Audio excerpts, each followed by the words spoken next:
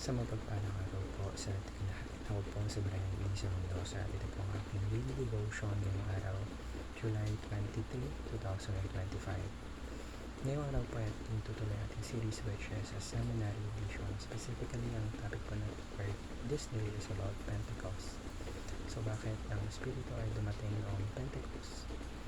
Now, ang ating talata po para sa araw na ito ay nagagaling sa Acts chapter 2 verses 1 to 4. Sabi po rito, babasahin ko po.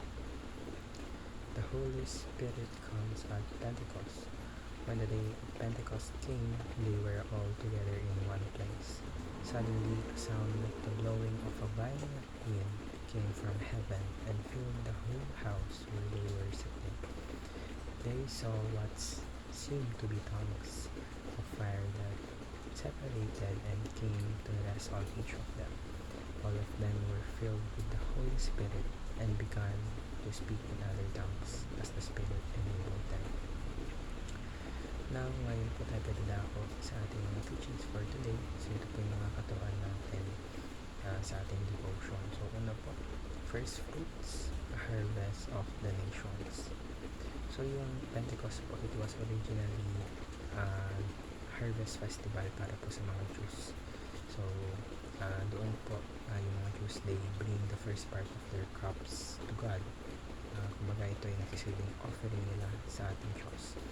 So, noong dumating po yung Holy Spirit sa Pentecost, kumbaga ito po yung pagpapakita po ng Diyos natin na ito po yung simula ng something greater, something big. And yung mga first believers po, they were like the first fruits. So sa kanila po, mga tao po, they would get to know more about Jesus Christ because of them. Ikalawa po, law, God's Spirit written in our hearts.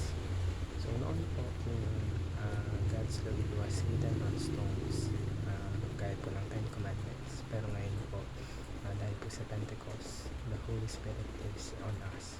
So instead po of just trying to follow the rules, binago po ng Diyos yung ating mga puso at tinutulungan po tayo na mas makilala natin siya.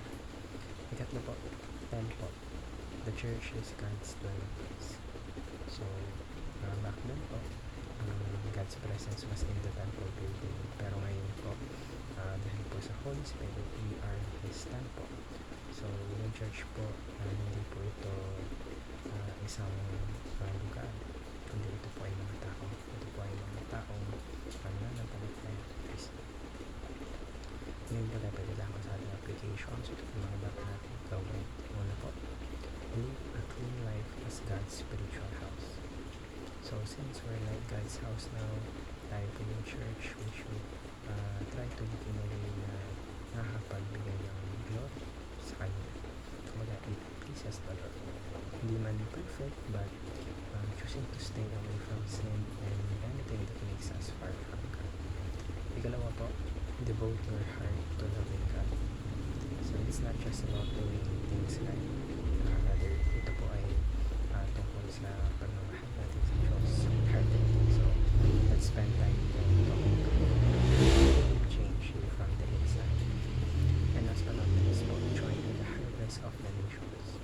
And dahil po yung Pentecost was about harvest, tayo rin po ay maaaring makasali dito by sharing Jesus with others. So whatever we are, nasan man tayo,